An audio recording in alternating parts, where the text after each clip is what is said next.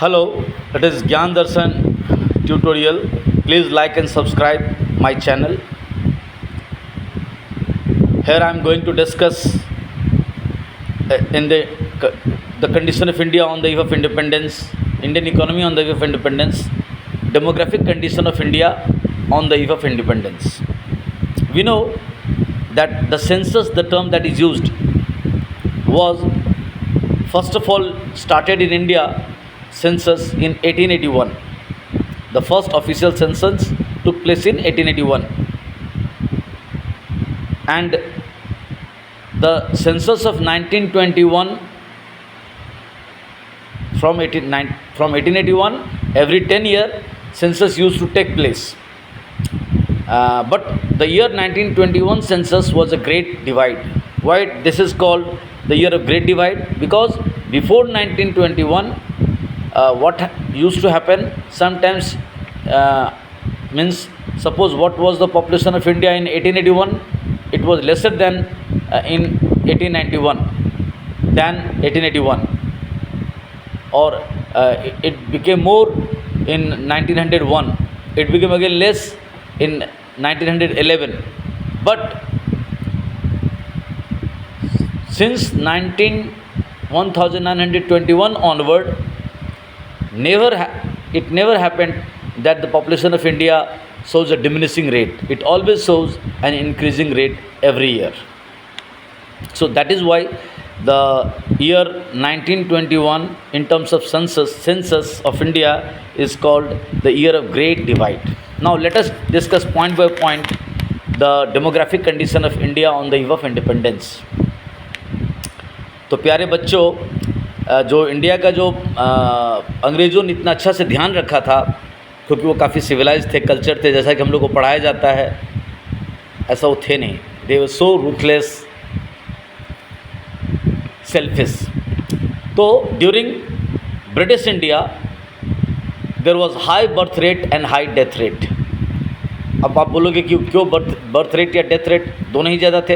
Birth rate इसलिए ज़्यादा होंगे कि there was no family planning system, and death rate इसलिए ज़्यादा थे कि there was no health care मेजरीज.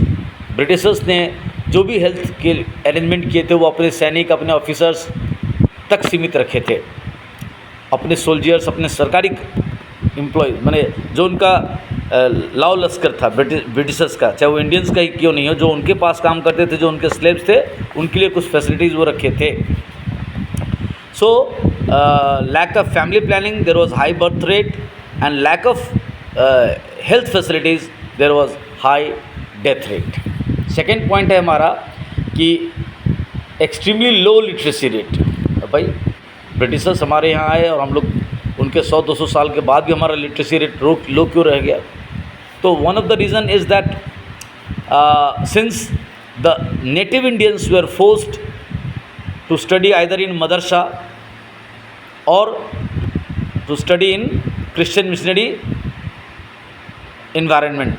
इससे क्या होता था? भारतीय लोगों को अपने रीति रिवाज, परंपरा, ट्रेडिशंस को छोड़ करके या तो इस्लामिक वे को अडॉप्ट करके पढ़ना होता था, या नहीं तो क्रिश्चियन वे को अडॉप्ट करके पढ़ना होता था. इससे बहुत सारे लोगों को, मासेस को डर था कि भाई कहीं उनके रिलीजियस कन्वर्सन न कर दिया जाए, उनके तौर तरीक़ों को नष्ट नहीं कर दिया जाए, क्योंकि ऐसा भारत में होता आ रहा था पिछले 1000 सालों से. So due to all this things, एक तो भारतीय लोग खुद ही पढ़ना लिखना छोड़ दिए. इवन ब्राह्मण्स क्लास, द ब्राह्मण पॉपुलेशन, जो कि पढ़े लिखे होने के ही जाने जाते हैं, उन्होंने भी पढ़ना लिखना छोड़ दिया था ड्यूरिंग ब्रिटिश एरा. और दूसरा कारण ये भी था कि there were no public schools और government schools at every block level और at every district level. There were rarely any college or rarely any school, and if there were any school, all those were governed by the Christian missionary. So because of that poor infrastructure facility, the education infrastructure facility, India has a extreme low literacy rate. The third demographic condition of India during British era was poor health facilities. Why poor health facilities? Because there were no health infrastructure in each and every part of the India. We can say Bharat का जो traditional health infrastructure था, जो आयुर्वेदिक तरीका था, उसको Britishers ने destroy कर दिया और उसके बदले में जो मॉडर्न हेल्थ केयर फैसिलिटीज़ था एलोपैथी का, उसको देश के कोने कोने में इस्टेब्लिश नहीं किया।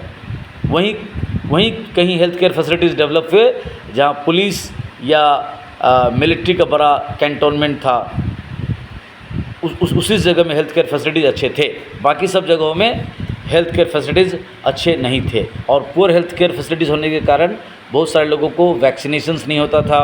इमरजेंसी में कोई डिजीज़ या कोई और भी चीज़ स्प्रेड होने पर उनको उसी समय वैक्सीनेशन या कोई और मेडिसिन नहीं मिल जाने के कारण बहुत सारे लोगों को डेथ हो जाता था।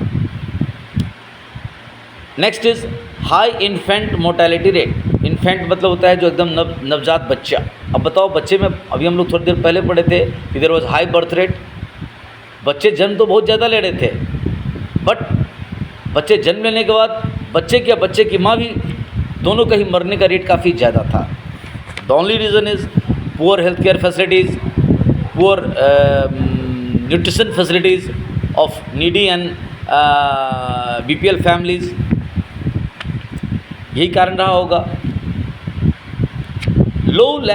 अगला पॉइंट है low life expectancy. What is low life expectancy? Low life expectancy means होता है कि औसत जीवन काल काफ़ी कम होगा। कहा जाता है कि during British era the average life of Indian was only 32 years. अब आप सोचिए, हमारे आदि शंकराचार्य सिर्फ 32 साल जिए थे और उन्होंने कितना सारा काम किया था फ्रॉम केरला।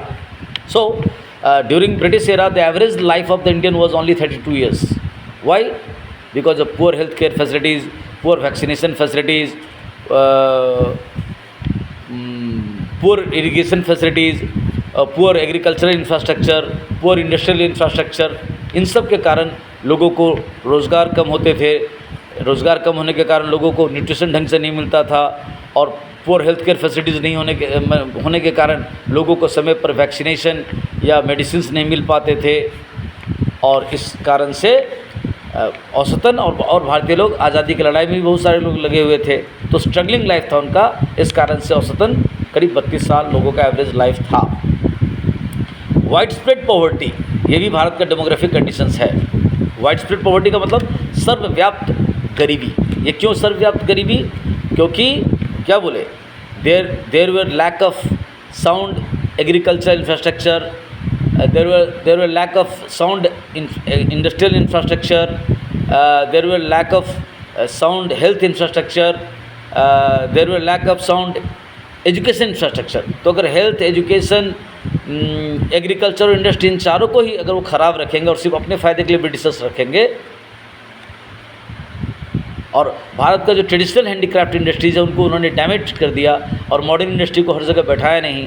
भारत के ट्रेडिशनल आयुर्वेदिक मेडिसिन सिस्टम को उन्होंने डैमेज कर दिया, मॉडर्न एलोपैथी डिसीजन सिस्टम हर जगह सेटअप नहीं किया। भारत का ट्रेडिशनल गुरुकुल एजुकेशन सिस्टम को उन्होंने डैमेज कर दिया और मॉडर्न एजुकेशन सिस्टम को गांव-गांव पहुंचाया नहीं, और पहुंचाया भी तो क्रिश्चियन मिशनरी उसके पीछे रहती थी, लोगों को ल्योर करके या फोर्स करके कन्वर्ट करके क्रिश्चियन बनाती थी। तो और इंडिया का जो ट्रेडिशनल एग्रीकल्चर सिस्टम था उसको डैमेज करके अपने तरीके से एग्रीकल्चर करवाने का काम करते थे, खेती करवाने का काम करते थे। इन सब के कारण समाज का एक बड़ा तबका गरीब होता चला गया और भारत में ज़्यादातर लोग गरीबी की अवस्था में थे, भुखमरी की अवस्था में थे अंग्रेज़ों के शासनकाल में। तो ये कहना कि अंग्रेज़ों ने हमारा भला किया, कुछ भी भला नहीं किया। जो भी किया उन लोगों ने हमारा भला किया होगा, उनकी मजबूरी में वो कर दिए होंगे। So overall the demographic condition of India is very poor during British era और on the eve of independence. Thank you. Bharat Mata की जय।